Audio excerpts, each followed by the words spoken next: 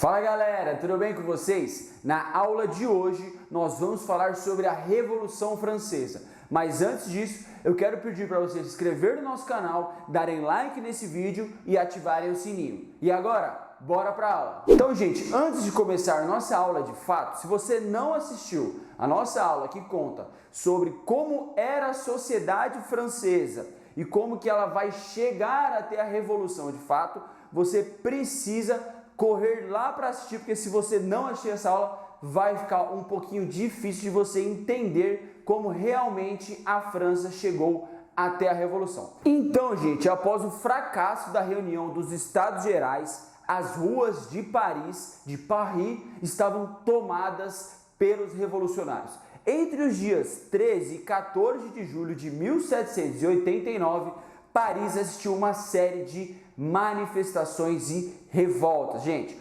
esses movimentos foram chamados e são chamados até hoje de jornadas populares.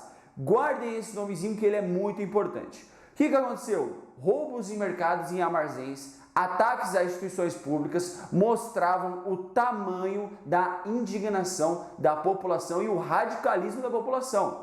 Essa mobilização revolucionária e essa insatisfação acontecia por causa da escassez de alimentos e também por conta da crise econômica que era vivida na França.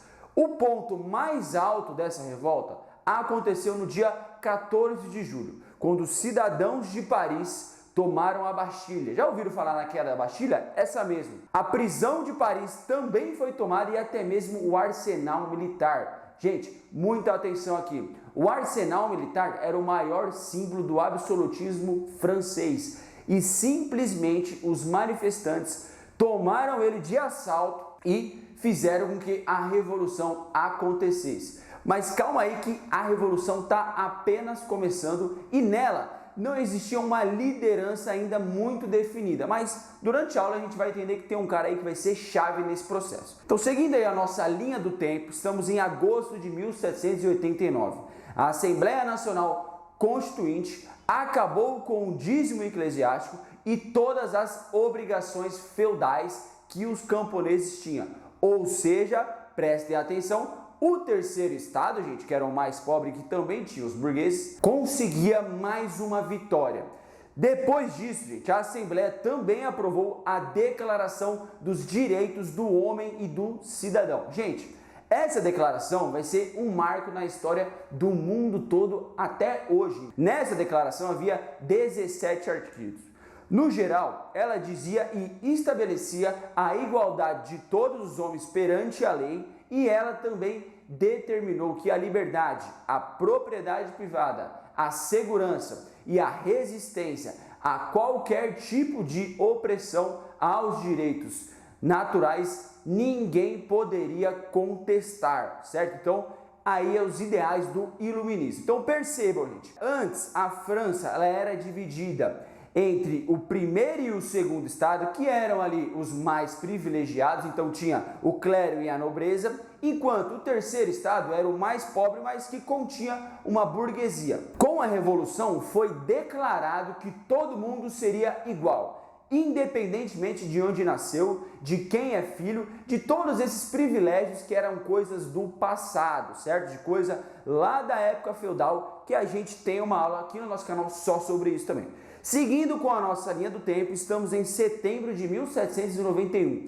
2 anos depois, os deputados aprovaram uma Constituição para a França. Vou dizer aqui para vocês, galera, algumas das resoluções que tinham nessa Constituição e pensem aí se a sociedade mudou pouco ou muito em apenas 2 anos.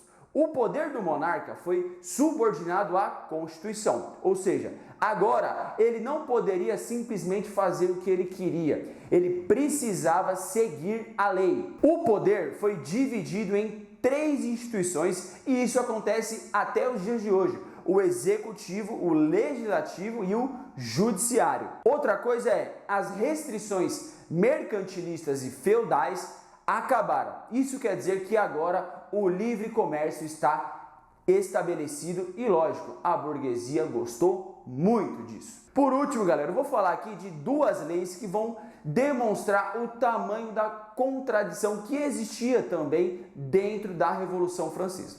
Então, manteve-se a escravidão nas colônias francesas, como por exemplo o Haiti. Ou seja, o que isso quer dizer? Todo mundo deve ser livre, menos as pessoas da nossa colônia, porque a gente precisa continuar explorando e lucrando. E também, gente, os franceses não consideraram que haitianos eram pessoas, então não precisavam de direitos. Outra contradição é o voto censitário. Isso significa que só podiam votar os cidadãos que tinham uma determinada renda, gente. Isso quer dizer que a maioria da população, ainda assim, depois de todo esse processo de 2 anos, não iria conseguir participar efetivamente da vida pública. Essas medidas todas, galera, demonstram o domínio da burguesia na primeira fase da Revolução.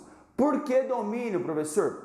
A burguesia já dominava o comércio e o livre comércio foi estabelecido dentro dessa Constituição e isso é ótimo para ela, porque ela não precisa mais pagar impostos ao rei. Além disso, gente, a burguesia conseguiu mais influência política, porque ela, além de ter a liberdade econômica que ela queria, ela também podia votar agora. Com toda essa movimentação acontecendo contra o rei, contra os monarcas, como vocês acham que o rei, os nobres e o clero estavam agindo? Eles estavam simplesmente, literalmente em choque. Uma prova disso é que em 1791, o próprio rei e a família real tentaram fugir da França, mas olha só, não conseguiram não, foram capturados pelos revolucionários. De novo, acompanhe a nossa linha histórica, já estamos em 1792.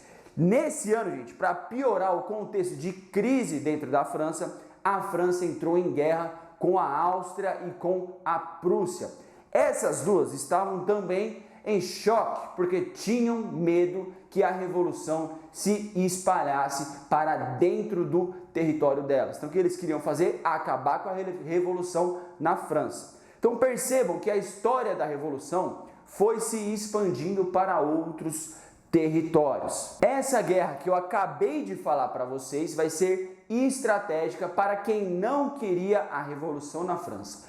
O rei e os contra-revolucionários incentivaram a guerra, acreditando que a França seria derrotada e que assim eles poderiam restaurar o antigo regime. Quer dizer, estavam maluquinhos, né? Sabe qual que foi o problema? Quando a população, lá os mais pobres, o terceiro estado, descobriu que existia essa ideia, lógico, se sentiram extremamente traídos pelo rei e pelos seus apoiadores. E a partir daí tomaram uma atitude histórica. Então, no dia 10 de agosto de 1792, o Palácio das Tulherias foi invadido. O rei foi destituído e junto com a sua família foi preso, ou seja, caiu a casa para o rei, galera. Depois que o rei caiu, a Assembleia Legislativa que ele tinha montado foi dissolvida e novas eleições foram realizadas, com base apenas no voto masculino. As mulheres ainda não votavam.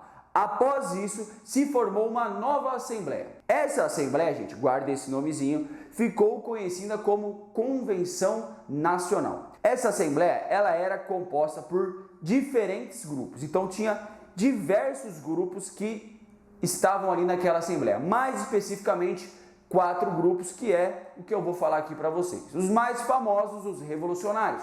Os jacobinos representavam ali a pequena burguesia e a classe média em Paris. Eles eram extremamente influenciados pelas ideias de Rousseau e também defendiam as ideias iluministas de liberdade. Quem que era contra eles? Os girondinos, eram os republicanos moderados, podemos dizer. Representavam os interesses da grande burguesia comercial e dos nobres liberais. O terceiro grupo que eu vou falar para vocês é a planície ou pântano. Podiam ser conhecidos por esses dois nomes, apesar de ser um nomezinho meio estranho.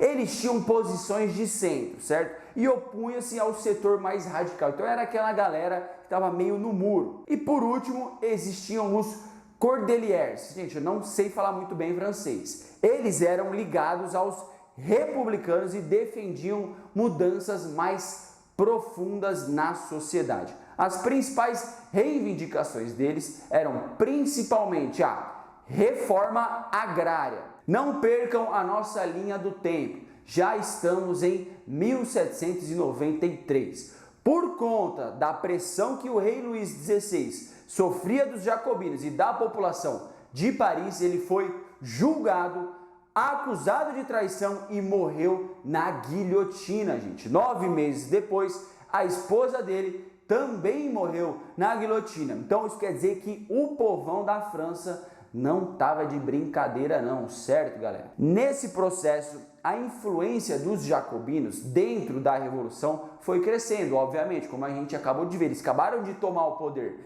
e as principais lideranças girondinas foram presas. Então, todo o poder aos jacobinos. Eles tomaram o poder de quem estava lá, que era personificado na figura do rei Luís XVI. Então, em abril de 1793, a convenção, aquela lá mesmo, criou um comitê de salvação pública, gente. Esse comitê ficaria responsável pela segurança interna da França. O que isso quer dizer? Basicamente, esse comitê queria reorganizar o exército para derrotar as forças estrangeiras que queriam retomar o antigo regime na França. Essas forças estrangeiras estavam com medo dos revolucionários nos países deles também. Então, olha a jogada desses países. Nesse momento que a gente acabou de chegar da Revolução Francesa, gente, fica claro que os jacobinos também não estavam de brincadeira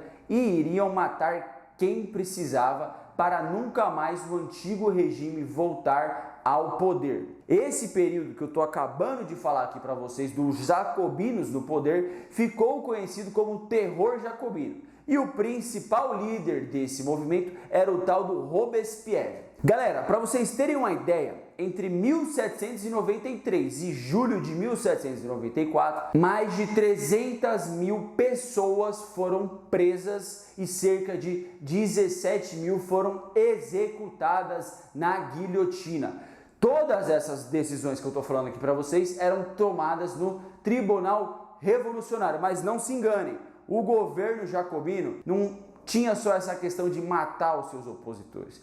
Existiam também muitas medidas com base no ideal iluminista de liberdade e de igualdade perante a lei. O que a gente precisa entender também é que a Revolução Francesa ela vai passar por um processo de radicalização da luta. E esse processo é quando os jacobinos tomam o poder. A gente precisa lembrar também que os jacobinos não eram só compostos pelo povo revolucionário.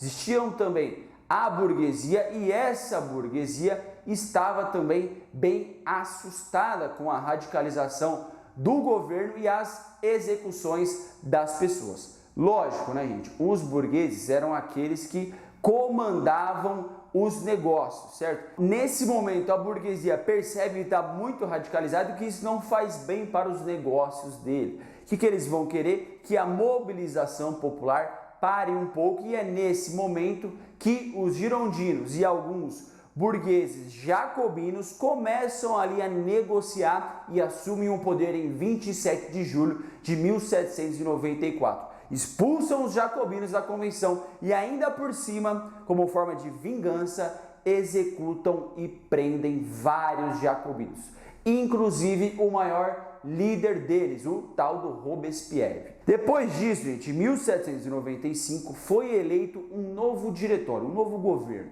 mas ele também não foi capaz de atender e garantir a estabilidade desejada pela burguesia. Percebam, a burguesia já estava mandando na França. Então, acreditando que só um governo forte pudesse reestabelecer a ordem, a grande burguesia apoiou um golpe para que o jovem general Napoleão Bonaparte assumisse o poder. E em 10 de novembro de 1799, o diretório foi extinto e iniciou-se o consulado. E a partir disso, gente, a França vai começar uma nova história política. Então, galera, o que a gente precisa entender desse processo todo é que é um processo de revolução, que significa revolucionar. Revolucionar é você simplesmente mudar tudo, mudar todas as estruturas de poder, e foi exatamente isso que aconteceu na França de 1789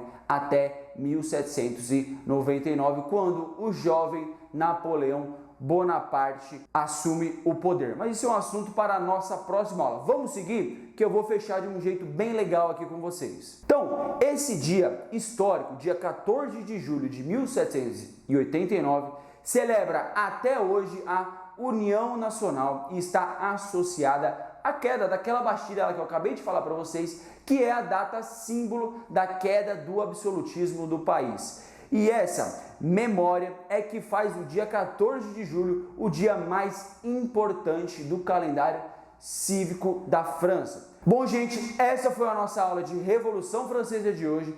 Eu espero que vocês tenham gostado e até a próxima!